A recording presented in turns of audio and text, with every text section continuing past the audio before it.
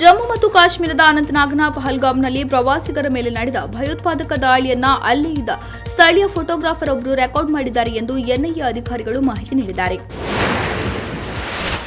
ಕೇರಳ ಮುಖ್ಯಮಂತ್ರಿ ಪಿಣರಾಯಿ ವಿಜಯನ್ ಕಚೇರಿ, ನಿವಾಸ ಹಾಗೂ ಕೊಚ್ಚಿ ಏರ್ಪೋರ್ಟ್ಗೆ ಬಾಂಬ್ ಬೆದರಿಕೆ ಕರೆ ಬಂದಿದೆ. ಕೊಚ್ಚಿ ಅಂತಾರಾಷ್ಟ್ರೀಯ ವಿಮಾನ ನಿಲ್ದಾಣಕ್ಕೂ ನಿನ್ನೆ ಮುಂಜಾನೆ ಬಾಂಬ್ ಬೆದರಿಕೆ ಕರೆ ಬಂದಿದೆ. ಅಧಿಕಾರಿಗಳು ಎಲ್ಲ ಸಂಪೂರ್ಣ ಆವರಣದಲ್ಲಿ ಶೋಧ ಕಾರ್ಯ ನಡೆಸಲು ಬಾಂಬ್ ಸ್ಕ್ವಾಡ್ಗಳನ್ನು ನಿಯೋಜಿಸಿದ್ದರು. ಪಹಲ್ಗಾಮ್ನಲ್ಲಿ ಇತ್ತೀಚೆಗೆ ಉಗ್ರರು ನಡೆಸಿದ ಬರ್ಬರ ದಾಳಿಯಲ್ಲಿ 26 ಜನರ ಸಾವಿಗೆ ಜಮ್ಮು ಮತ್ತು ಕಾಶ್ಮೀರ ವಿಧಾನಸಭೆಯು ಸೋಮವಾರ ಆಘಾತ ಮತ್ತು ದುಃಖವನ್ನು ವ್ಯಕ್ತಪಡಿಸಿದೆ. ಕೋಮು ಸೌಹಾರ್ದತೆಯನ್ನು ಕದಡುವ ಮತ್ತು ಪ್ರಗತಿಗೆ ಅಡ್ಡಿಪಡಿಸುವ ದುಷ್ಕೃತ್ಯಗಳ ವಿರುದ್ಧ ದೃಢವಾಗಿ ಹೋರಾಡಲು ನಿರ್ಣಯವೊಂದನ್ನು ಅಂಗೀಕರಿಸಿದೆ. 35 ವರ್ಷಗಳಿಗೂ ಹೆಚ್ಚು ಕಾಲ ಭಾರತದಲ್ಲಿ ವಾಸಿಸುತ್ತಿರುವ ಪಾಕಿಸ್ತಾನಿ ಪ್ರಜೆ ಶಾರದಾಬಾಯಿ ಅವರಿಗೆ ತಕ್ಷಣವೇ ಭಾರತ ಬಿಟ್ಟು ಹೋಗುವಂತೆ ಒಡಿಶಾ ಪೊಲೀಸರು ಸೂಚಿಸಿದ್ದಾರೆ. ಶಾರದಾಬಾಯಿ ಅವರ ವೀಸಾವನ್ನು ರದ್ದುಗೊಳಿಸಲಾಗಿದೆ ಮತ್ತು ಅವರು ತಡ ಮಾಡದೆ ಪಾಕಿಸ್ತಾನಕ್ಕೆ ಮರಳಲು ಸೂಚಿಸಲಾಗಿದೆ ಎಂದು ಅಧಿಕಾರಿಗಳು ದೃಢಪಡಿಸಿದ್ದಾರೆ.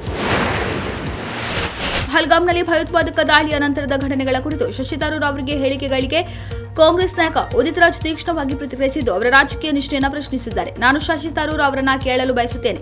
ಅವರು ಕಾಂಗ್ರೆಸ್ ಪಕ್ಷದಲ್ಲಿದ್ದಾರೆಯೇ ಅಥವಾ ಬಿಜೆಪಿಯಲ್ಲಿದ್ದಾರೆಯೇ? ಅವರು ಸೂಪರ್ ಬಿಜೆಪಿ ವ್ಯಕ್ತಿಯಾಗಲು ಪ್ರಯತ್ನಿಸುತ್ತಿದ್ದಾರೆ ಎಂದು ವಾಗ್ದಾಳಿ ನಡೆಸಿದ್ದಾರೆ. ಈ ವರ್ಷಾಂತ್ಯಕ್ಕೆ ವಿಧಾನಸಭೆ ಚುನಾವಣೆ ಎದುರಿಸಲಿರುವ ಬಿಹಾರಕ್ಕೆ ಪ್ರಧಾನಿ ನರೇಂದ್ರ ಮೋದಿ ಅವರು ಮೇ 4ರಂದು ಮತ್ತೆ ಭೇಟಿ ನೀಡುತ್ತಿದ್ದು 10 ದಿನಗಳಲ್ಲಿ ಇದು 2ನೇ ಭೇಟಿಯಾಗಿದೆ. ಈ ಬಾರಿ ಅವರು ರಾಜ್ಯ ರಾಜಧಾನಿಯ ಪಾಟಲಿಪುತ್ರ ಸಂಕೀರ್ಣದಲ್ಲಿ ಖೇಲೋ ಇಂಡಿಯಾ ಯೂತ್ ಗೇಮ್ಸ್ 2025 ಉದ್ಘಾಟಿಸಲಿದ್ದಾರೆ.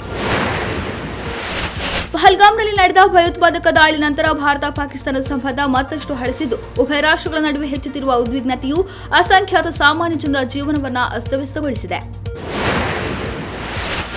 ಪಹಲ್ಗಾಮ್ ಉಗ್ರ ದಾಳಿಯ ನಂತರ ನಿರ್ದಿಷ್ಟ ಧಾರ್ಮಿಕ ಸಮುದಾಯವನ್ನು ಗುರಿಯಾಗಿಸಿಕೊಂಡು ಸಾಮಾಜಿಕ ಮಾಧ್ಯಮದಲ್ಲಿ ಪೋಸ್ಟ್ ಮಾಡಲಾದ ಪ್ರಚೋದನಕಾರಿ ಪೋಸ್ಟ್ಗಳು ದೇಶದ ಏಕತೆಗೆ ಹಾನಿ ಉಂಟು ಮಾಡಬಹುದು ಎಂಬ ದೂರಿನ ಆಧಾರದ ಮೇರೆಗೆ ಜಾನಪದ ಗಾಯಕಿ ನೇಹಾ ಸಿಂಗ್ ರಾಥೋಡ್ ವಿರುದ್ಧ ಪೊಲೀಸರು ದೇಶದ್ರೋಹ ಪ್ರಕರಣ ದಾಖಲಿಸಿದ್ದಾರೆ. ಪಹಲ್ಗಾಮ್ ಉಗ್ರರ ದಾಳಿ ಕುರಿತು ಕಪೋಲಕಲ್ಪಿತ ಸುದ್ದಿ ಪ್ರಕಟಿಸಿದ ಬ್ರಿಟಿಷ್ ಬ್ರಾಡ್ಕಾಸ್ಟಿಂಗ್ ಕಾರ್ಪೊರೇಷನ್ ವಿರುದ್ಧ ಕೇಂದ್ರ ಸರ್ಕಾರ ತೀವ್ರ ಆಕ್ಷೇಪ ವ್ಯಕ್ತಪಡಿಸಿದೆ.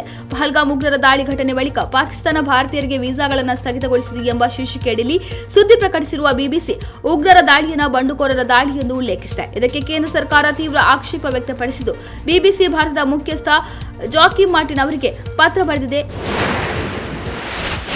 ತಮಿಳುನಾಡಿನಲ್ಲಿ ಮಹತ್ವದ ರಾಜಕೀಯ ಬೆಳವಣಿಗೆಗಳು ನಡೆದಿದ್ದು ಡಿಎಂಕೆ ಸರ್ಕಾರದ 2 ಪ್ರಮುಖ ಸಚಿವರು ತಮ್ಮ ಮಂತ್ರಿ ಸ್ಥಾನಕ್ಕೆ ರಾಜೀನಾಮೆ ನೀಡಿದ್ದಾರೆ. ಹೌದು, ಮಹತ್ವದ ರಾಜಕೀಯ ಬೆಳವಣಿಗೆಯಲ್ಲಿ ತಮಿಳುನಾಡು ಸಚಿವರಾದ ವಿ ಸೆಂಥಿಲ್ ಬಾಲಾಜಿ ಮತ್ತು ಕೆ ಪೊನ್ಮುಡಿ ತಮ್ಮ ಮಂತ್ರಿ ಸ್ಥಾನಕ್ಕೆ ರಾಜೀನಾಮೆ ನೀಡಿದ್ದಾರೆ. ಕಟ್ಟಡ ನಿರ್ಮಾಣ ಮಾಡುವಾಗ ನಿಯಮ ಉಲ್ಲಂಘಿಸಿದವರ ವಿರುದ್ಧ ಬಿಬಿಎಂಪಿ ಕೈಗೊಳ್ಳುವ ಶಿಸ್ತು ಕ್ರಮಕ್ಕೆ ಬೆಂಗಳೂರು ಜಲಮಂಡಳಿ ಮತ್ತು ಬೆಸ್ಕಾಂ ಸಾಥ್ ಕೊಡಲು ಮುಂದಾಗಿದೆ. ಪಹಲ್ಗಾಮ್ನಲ್ಲಿ ಉಗ್ರರ ದಾಳಿ ಪ್ರಕರಣಕ್ಕೆ ಸಂಬಂಧಿಸಿದಂತೆ ತನಿಖೆ ಚುರುಗೊಳಿಸಿರುವ ರಾಷ್ಟ್ರೀಯ ತನಿಖಾ ದಳದ ಅಧಿಕಾರಿಗಳು ಉಗ್ರರ ದಾಳಿಯಲ್ಲಿ ಮೃತಪಟ್ಟ ಬೆಂಗಳೂರಿನ ಭರತ್ ಭೂಷಣ್ ಮನೆಗೆ ಭೇಟಿ ನೀಡಿ ಘಟನೆ ಕುರಿತು ಮಹತ್ವದ ಮಾಹಿತಿಯನ್ನು ಕಲೆ ಹಾಕಿದ್ದಾರೆ.